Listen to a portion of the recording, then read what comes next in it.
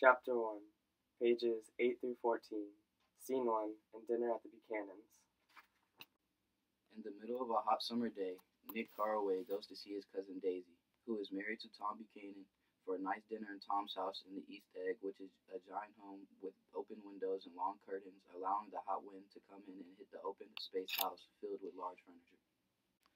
Tom gets up to close the windows, while an unknown woman to Nick sits on the couch with Daisy. I'm paralyzed with happiness. Daisy gets up with excitement to see Nick.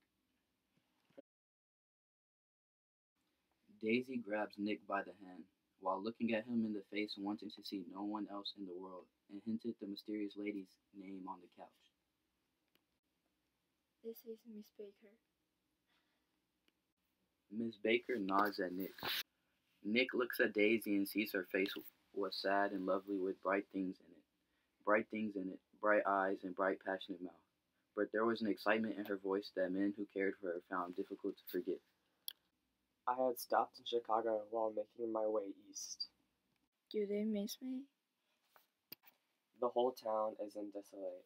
All the cars have left their rear wheel painted black as a mourning wreath, and there's a persistent wail all night along the North Shore.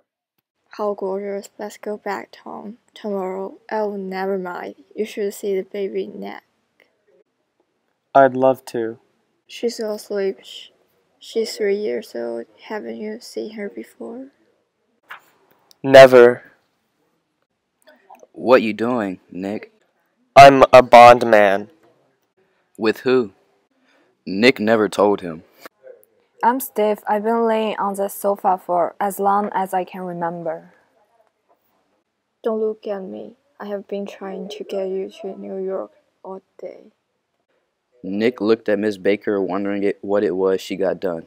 She was a slender, small-breasted girl with an erect carriage, which accentuated by throwing her body backwards at the shoulders like a young cadet. You live in the West Egg? Yes, by a man named Gatsby. Gatsby? What Gatsby? Dinner, yelled into the room. Do you always watch The Longest Days of the Year and miss it? I always do that and then miss it. We ought to plan something. We plan, Nick. What do people plan? On my finger. Look at what you did, Tom. I didn't mean to.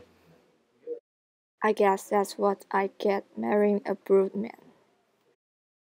Daisy, you make me feel uncivilized. Can't we talk about crops or something?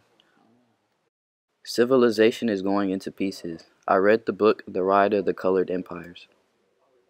Why no? It's a fine book, and everybody ought to read it. It's scientific and stuff. It's been proven. Tom reads very profound books. Well, these books are scientific. Well, we ought to diminish them. You ought to live in California. The idea is that we are wordies. I am, you are, and you. Civilization has been made art, science, and all that. Do you see? Tom seemed frustrated and flustered by Daisy's mocking. No, a family secret. That's why I came tonight. It's about the butler's nose.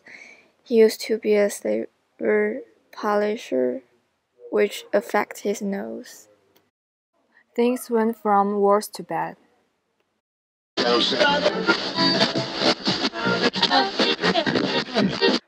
Coke, new and fresh, made with real sugar and carbonated water. People may say it's unhealthy for you, but it makes your day so much brighter. Enjoy your Coke. Yes, they did until he finally gave up his position.